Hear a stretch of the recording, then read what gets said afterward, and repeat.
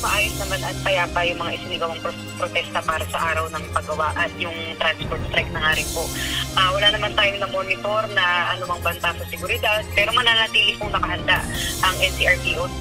12,000 pulis ang itinalaga ng National Capital Region Police Office o NCRPO na nagbantay sa 14 na lugar na pinagdausan ng rally ng mga manggagawa ngayong araw. Ayon kay NCRPO Public Information Office Chief Police Lieutenant Colonel Eunice Salas, nasa kabuoang 5,000 mga rallyista ang nagsagawa ng protesta sa National Library, UP Diliman, Ermita, Maynila, Minjola, UST, CM Recto, Marikina, Welcome Rotonda, Raha Sulaiman, Rojas Boulevard, Quirino Grandstand at Liwasang Bonifacio. Ilang po sa mga na-monitor natin na demands o concerns ng mga rallyista natin ay dagdag sahod, hindi po nila pagsang-ayon sa tsa-tsa, wakasan po ang bike visitation at no to jeepney phase out. Kinumpirma din ni Manila Police District Director, Police Brigadier General Arnold Tomas Ibay na nagkaroon ng girian sa pagitan ng rallyista at pulis sa bahagi ng US Embassy.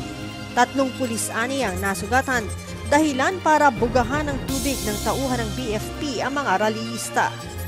Kanina ito, nagkaroon ng insidente dun sa US Embassy kasi naka-formation na yung ating GTM. Kaya lang nag-formation itong grupo na gustong makalapit pa dun sa US Embassy. Pinisigilan sila ng ating mga kapulisan. Kaya lang nag-formation sila at pinagtutulak yung ating mga CTM personnel. Yes, we have at least 3 na personnel natin. Tinitingnan pa natin kung meron pang iba. Panawagan ng NCRPO sa mga rallyista, huwag pairalin ang init ng ulo. Igalang ang uniforme ng pulis gaya ng paggalang nila sa karapatan ng mga ito na magpahayag ng kanilang mga hinaing sa gobyerno. Leia Ilagan, UNTV, News and Rescue. Diyos ang aming sandigan, serbisyo publiko ang aming pinahahalagahan.